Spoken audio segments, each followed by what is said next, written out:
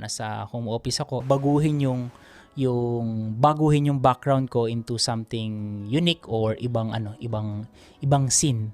Yo, welcome back dito sa aking channel, and sa video na to pag-uusapan natin how to create an AI videos using yung bagong Google Omni na in-announce ng Google mismo. And dito sa video na to, step by step, beginner friendly yung pag-uusapan natin, no? And bakit maganda na matutunan mo to? Kasi dati akala ko, no, pag gagawa ka ng mga AI videos na sobrang pang technical siya, no? Kailangan mo ng iba't ibang mga tools, mga software, and ang dami mong kailangang aralin. But right now, using yung Google Omni, mas na-simplified na yung tinatawag na command or yung pagbibigay ng instruction. So all you need to do is kailangan bigyan mo lang siya ng malinaw na context, no? Kahit hindi siya sobrang detail, makakapag-create na siya. So papakita ko sa iyo mismo dito sa website ng Google Omni, no? Pakita ko dito sa screen yung mga pwedeng magawa ng Google Gemini Omni, no? Ayan, baka nalilito ka, Gemini Omni, Google Omni, same lang naman, no? Ayan. So dito, pwede mo siyang i-try. So two ways para magamit mo or masubukan. You can try sa Gemini. But take note, Gemini, kapag naka-Gemini plan ka, merong limitation, no? Kapag naka-Google Flow ka naman, mamaya dadaanan natin to. Pwede kang mag-subscribe. You can, kung may pre-trial, mag-pre-trial ka. Pero meron din silang mga affordable na subscription. So dito, ito yung mga capability or pwede niyang magawa, no? So dito. Ito, marami dito. Let's say this one. Ito yung mga prompt nila. Ito. Prompt. Ibig sabihin, ito yung instructions mo. When the finger in the video touch the animal toy, play the sound the animal makes. Example, ito, ano yata ito, ano? Duck. Ito, ano to? Kalabaw. Sige, play natin. Sige, ito yung video. Pag na-touch to, ibon siya. Ito naman. Oh, nice. Diba? Meron siyang sound effects, no? So, ibig sabihin sa pag-create ng video generation, maganda tong tool. Ito naman is prompt the light of the apartment start turning on the sync with the music. Sige, yun yung prompt. Ibig sabihin, by the way, ito, pwede siyang image yung, image yung original, then ita-turn niya into a live video. Yan.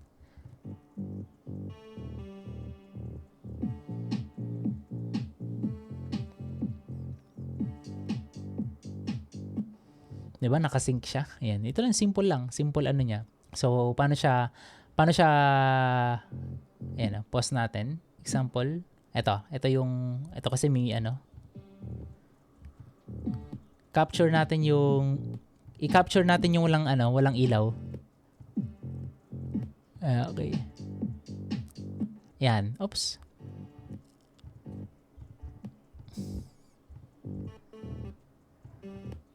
Okay. Ayun. So, ito, pwede mo i-screenshot or pwede kang mag-screenshot ng apartment tapos ipagawa mo sa Omni yung ganitong prompt, no? Gamitin mo lang to. Or pwedeng you can, repurpose. Ito naman, ito para may context. Source is video. Example, pwedeng ikaw mismo or gusto mong lagyan ng animated effects, no? Ito yung i-input mo. Sabihin mo lang sa kanya, is prompt, when the hand opens, make a 3D vase, 3D architectural structure based on this image. Start building upward, sitting in the palm on the hand, reflecting, and so on. Yan, ito na siya. Diba? Galing. Solid. Ito naman, itong maganda, no? Ito yung original video, and sa original video, ang pwede mong i-edit at palitan ng mga background. For example, talking head video na nagsasalita ka, like this one. Andito ako sa home office ko, baguhin yung background ko into something unique or ibang scene. So pwede mong paggawa kay kay Gemini. Ayan. So dito, pakita ko pa sa iyo. Ito naman swap object, no? Pwede mong palit-palitan yung mga object mo. Ito naman ito yung prompt, make a marble rolling fast on a chain reaction style track. Continuous smooth shot. Yun lang. Sobrang lang. From the images, i-transform niya sa ganun. Yan, rolling. You know? Oh, nice. Yan, siya na mag-iisip nun, si Google na. Itong nagustuhan ko dito. Ito magagamit to ng mga instructor o anyone na nagtuturo online na gusto mas maging engaging, fun yung visual ng pagtuturo mo, pwede mong gamitin si Google Omni, no? So dito example, claymation explainer of a protein. I am folding, everything is made out of clay. No hands, stop motion, accurate. Ito lang yung prompt. Fold into patterns like the alpha helix and flat sections called beta sheets. Di ba? Ang ganda ng ano niya, ng voice over. Ito rin. Yan. Ito naman, word by word prompt. Yan. Pwede kang magpa-create sa kanya ng mga magagandang intro. Yan. Zoom natin ng konti. Kung gusto mong mag-create ng intro, yan. Pwede to. Example, meron kang presentation intro. Gusto mong animated yung unang mga line na sasabihin mo. Yan. Prompt word by word. One word on the screen at a time. Yan. Example, let's welcome. Yan. On stage. Ganon. Tapos yung mga additional text pa. Then, I believe may text na rin, may ano na rin na may audio, no? Pakita natin.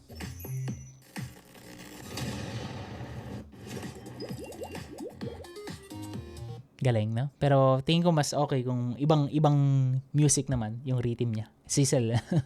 Pwede mong baguhin. Cinematic, suspense, ayan. Pwede mo namang ano.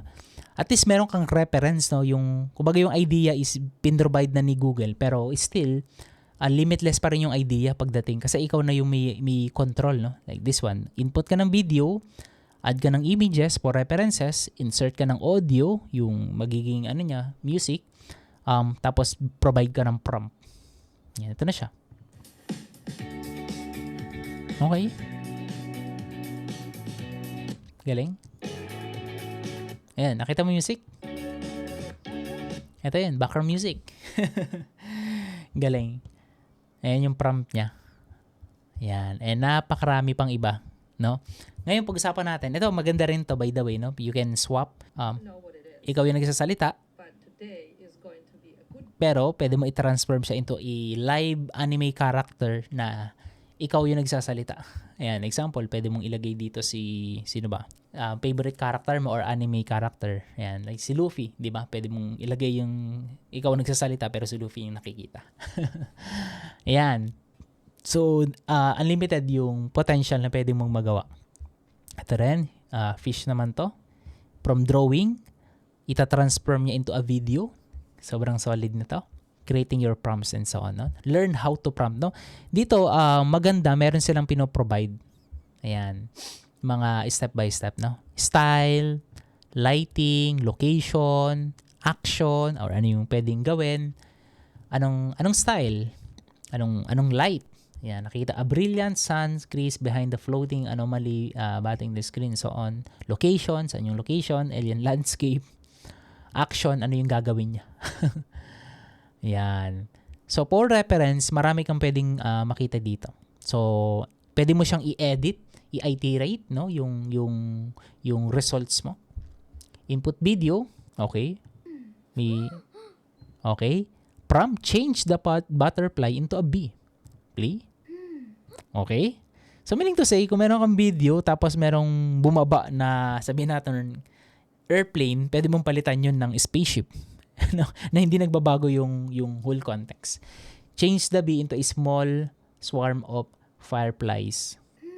Yon, di ba? Same context. Ito naman, ganito rin. Change scene, change action, camera swapping, na. Input video. Okay. Video pala to. Akala ko image, no? Pero, video siya na meron siyang background music na. Pero pwede rin namang picture. Tapos same prompt. Ayan. So, nagkaroon ka ng idea. So, I hope nagkakaroon ka na ng idea paano siya gagawin. No? Direct your camera. Ibig sabihin dito naman, you can, kasi sa filming, no? Merong iba't ibang camera angle, no? Lalo na pag nagkikreate ka ng mga cinematic movie, cinematic style. Para ma-communicate mo yung story dun sa isang video, hindi pwedeng laging A-roll, yung ikaw mismo, parang ganito, A-roll, no? Yung talking head. Hindi pwedeng ganon. No? Kailangan maipakita dun sa video yung iba't ibang mga scene or movement na align dun sa story. Example, naglalakad. Di ba? Mapapansin mo sa mga movie kapag naglalakad at tahimik, pinapakita nila yung naglalakad na paa. Yan. Or may ginagawa, something. Ayan. Moving. Kaya ang ganda dito, animated yung moving niya. No? Smooth. Yan. And consistent. Yan. Okay? Combine. Ito naman, i-combine natin yung video, inserting the images, insert audio, and prompt. Ayan, prompt, this one, the birds from the video. Ganda nga ng ano niya, video na lang. Ganyan na lang. Loosely from the imperfect shape of a bird base. Nice. Ito naman, and so much more. Storyboard. Ito maganda, storyboard. Mag-i-insert ka ng image. Ayan, mag-insert ka ng image. It's a picture mo. Ayan. Tapos, dati kasi ito talaga yung the way kung paano mag-shoot yung mga videographer is meron yung tinatawag na shot list. Until now, meron pa rin naman silang shot list pero majority doon is mga digital shot list na. Kasi digital na, no? Pero kung ikaw, no, pwede mo namang ipagawa sa ChatGPT yung sabi natin, create a storyboard on ChatGPT. Ayan, pakita ko sa iyo paano mag-create nito. Kahit sa Gemini, pwede rin naman yan or ChatGPT. Example, 6 scene, no? 6 na scene and storyboard. So, ang storyboard natin dito kasi ang instructions is 10 seconds storyboard. Okay, image. Punta ka sa ChatGPT. Ayan, bakit ChatGPT? Ayan, mas mabilis kasi pag ChatGPT. No? Tapos, insert ka ng image mo. Let's say, ako mag-attach ako ng image ko. Ayan, ako na lang. Okay, make 6 scene. Okay.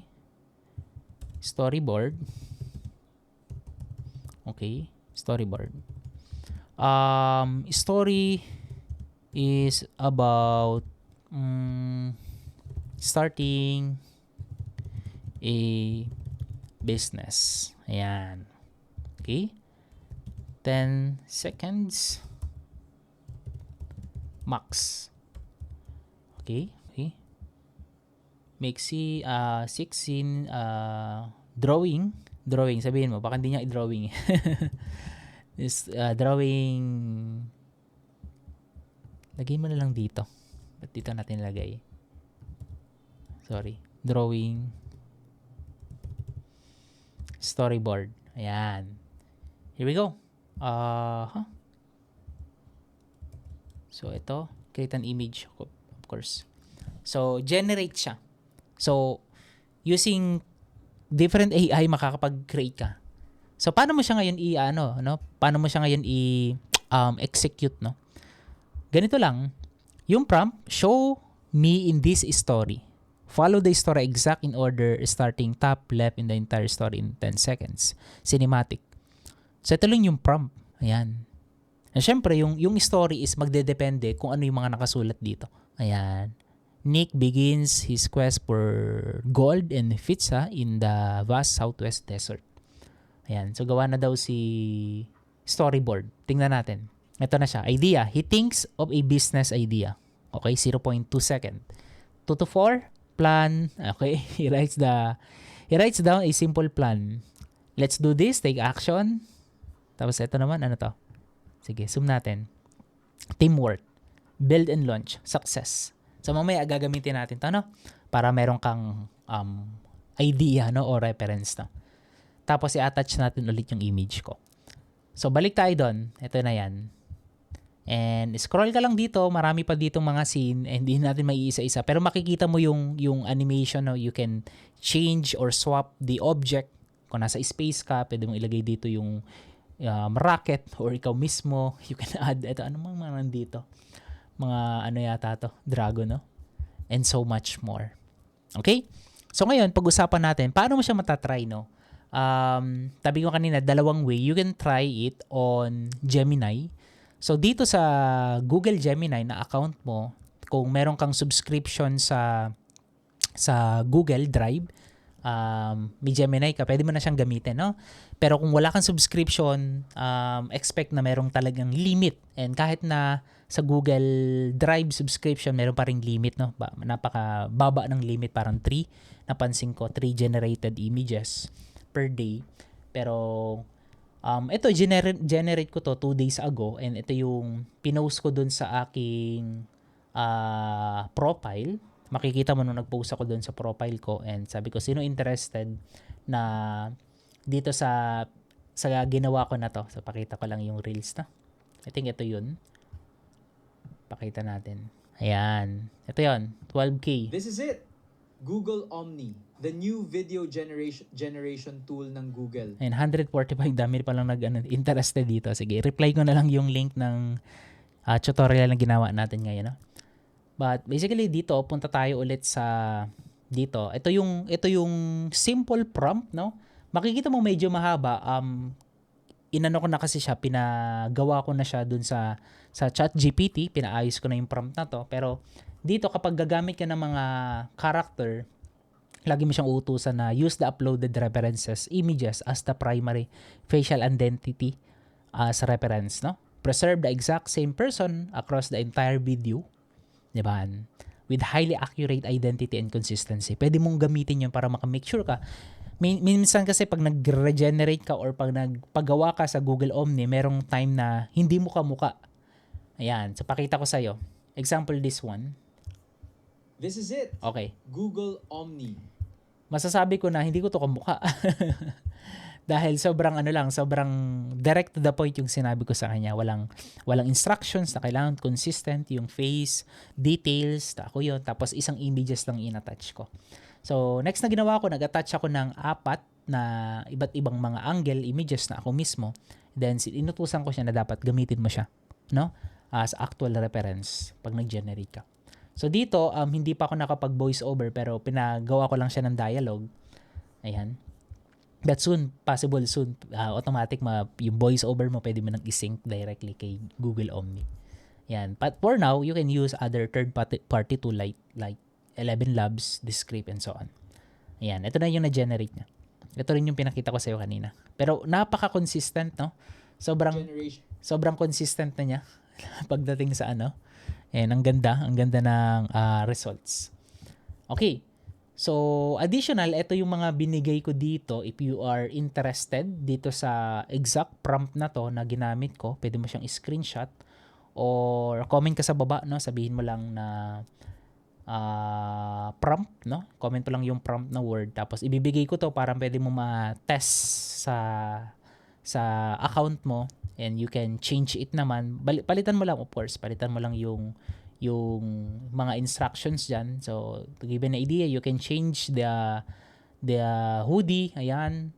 Yung suot-suot mo, natural eye, and so on. Dialogue, kung ano yung sinabi ko, pwede mo palitan din yon. Natural, and so on. Cinematic. Ayan, ultra-realistic. Ayan, yung mga additional negative prompts. And ito, importante ito. Cartoon, anime, fake skin, waxy faces, face morphing, so on. Yung mga hindi dapat gawin ng AI. Even though AI siya, pero ito yung dapat hindi niyang gawin. Tawag is negative prompts. Okay, so punta tayo ngayon dito sa number 2 para magamit mo naman si Google Gemini ng mas higher yung limit. Search mo is Google Flow. Punta ka lang sa Google Flow. Tapos, create ka ng account, no? Pero Gmail lang naman, Google mo yung pwede mong gamitin dyan. Kung meron ka ng Google, madali lang mag-create ng account dyan. Tapos, punta ka dito sa pricing niya. Ayan. So, dito sa pricing, yes, meron free of charge. Pero Veo 3.1 ang pwede mong magamit, no? Tapos dito, Gemini Omni Plus. Dito sa, included na. So, maganda dito, ito na yung try mo. Ayan. Ito kasi yung dati pa rin eh. Ayan. Wala dito yung Nano Banana Veo 3.1. Gusto kasi natin try yung newest version niya. So, you can try itong $7 per month. Ayan. I think mura lang naman. Sa simula, 500 per month. Ayan. So, next is dito, once na nakapag-subscribe ka na, ayan, okay na, subscribe na. Done. Here we go. Close natin. And Google AI Pro na tayo. Tapos, punta ka na dito sa Google Flow. Click mo lang yan. Okay. Next lang natin. Siyempre, accept. Then, new project. Ayan. Here we go. Ayan. Start creating. So, drop a media. So, ang gagamitin natin is yung, siyempre, video. Ayan. All media. Back lang tayo. Google Flow. Omni. Ayan. Click natin yung Omni. Ayan. Video. So, max of 10 seconds, no? So, gawin na lang natin. Depende kasi sa credit, no? So, ang credit ko, I think ang credit nito, let me check, pero I believe yung credit nasa 2,000 credit yata. So, 8 seconds. 8 seconds. Sige, let me check. Ilang seconds ba to? 10. Sige, 10 na natin. Okay lang. 16 by 9. Okay. So, ang ipapagawa natin sa kanya is video. Here we go. Cut it mo lang. Tapos, i-upload natin ito. So, paano siya gawin? Da-download ko lang.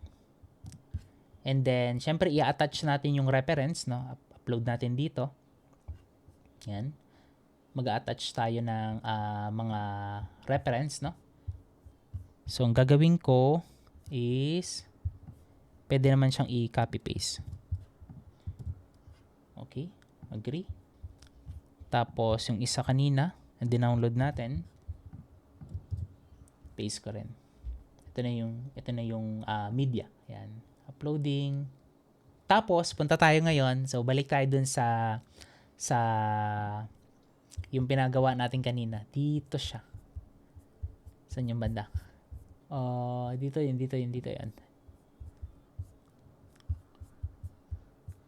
Ito to. Yan. So, ito yung prompt. Okay. Copy ko lang yung prompt or you can change the prompt if you want. So, punta ulit tayo dun sa Google Flow. Yan. Medyo maliit ba? Yan. Zoom ko na lang. Show me in this story. Follow the story exactly in order. Starting top left entirely. Entire story in 10 seconds. Cinematic. Ayan. So, ngayon, kanina, nakita mo dito, naglagay tayo dito ng ano, no? Use the uploaded reference images as a primary facial identity references. Ayan. Dagdag natin to. Okay. Yan. Alright. Tapos, i-click mo to. And si Google Flow is magge-generate siya ng video dito. Makikita mo dito yung results niya. Yan. So, ano na siya, hindi siya magkakahiwalay-hiwalay. Magkakasama na yung i-generate. So, naka-queue na siya. Ayan. So, basically, ang pinagawa natin, nagbigay tayo ng reference kay Google, Omni. Nagbigay tayo ng storyboard. Storyboard yung pinaka-simple way para makapag-create ka ng iba't ibang angle. Kasi storyboard, usually drawing lang yon, no? Pero using AI nga o ChatGPT, mas mabilis na makapag-create ng storyboard. And then si Google Omni, magge-generate siya. So makikita mo dito. Ang maganda dito sa Google Flow, ayun, meron siyang dati kasi I tried na Google Flow. So bumalik lang ako ngayon dahil nga dito kay Google Omni. Ayan. Baga mas marami na yung pwedeng magawa. Ito na siya. Sige, play natin. You know? Yan, nakita mo? Wala pang audio. Pero medyo nabago yung na facial. Pero it's okay. It's okay. For demo purposes, pwede mo pa itong ma-improve. So, play natin. Yan. Let me check yung audio. Baka dito yung audio. Nag-generate pa. Ayan. 10 seconds. Let's do this.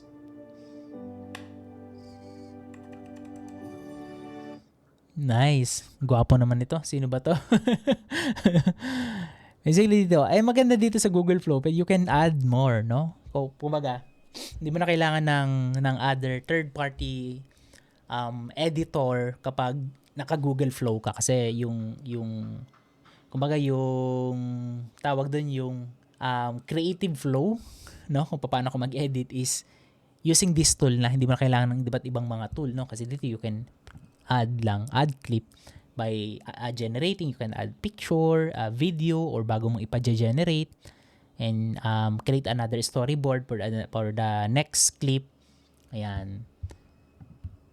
Pero meron ka ng idea. So, 10 seconds siya. Ayan. Okay? So, meron ka ng reference, no? Paano mag-create. Etong isa na to, hindi, wait ko lang, no? Kasi nag-generate pa siya, baka isang version pa to. Okay? So, yun yung okay. Ito yung next version. Tingnan natin. Okay.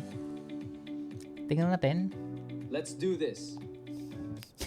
Grabe naman to. Dalawa ang cellphone niya. Dalawa yung kausap niya. Pero ito, compare dito, saka dito, I think ito mas ano siya, itong part na to mas ano siya, mas malapit siya.